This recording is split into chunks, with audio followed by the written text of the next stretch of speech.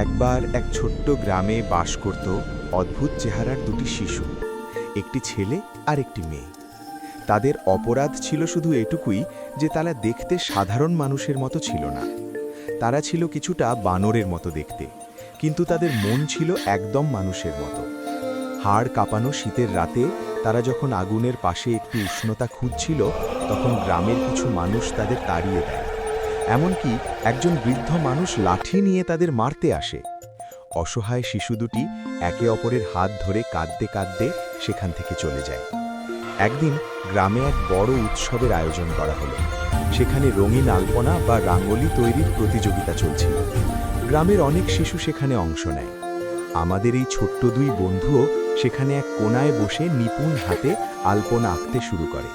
তাদের অসাধারণ প্রতিভা দেখে সবাই অবাক হয়ে যায়।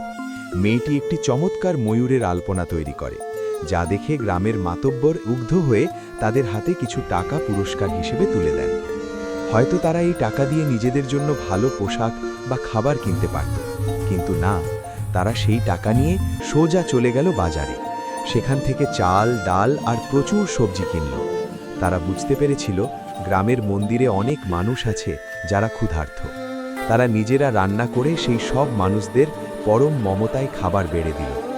যে হাতগুলো একসময় অবহেলায় কেঁপেছিল, আজ সেই হাতগুলোই মানুষের মুখে অন্ন তুলে দিচ্ছে। এই দৃশ্য দেখে গ্রামের সেই নিষ্ঠুর মানুষগুলোর মাথা লজ্জায় নত হয়ে গেল। তারা বুঝতে পারল মানুষের সৌন্দর্য চেহারায় নয়, বরং তার কাজ এবং মনের ভেতরে থাকে। যারা একসময় তাদের তাড়িয়ে দিয়েছিল, আজ তারাই পরম স্নেহে তাদের মাথায় হাত বুলিয়ে আশীর্বাদ করছে।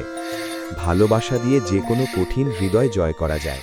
এই দুটি ছোট্ট শিশু আজ তা প্রমাণ করে দিল। এই ধরনের সুন্দর সুন্দর ভিডিও পেতে চ্যানেলটি সাবস্ক্রাইব, লাইক, কমেন্ট ও শেয়ার করে পাশে থাকুন দয়া করে।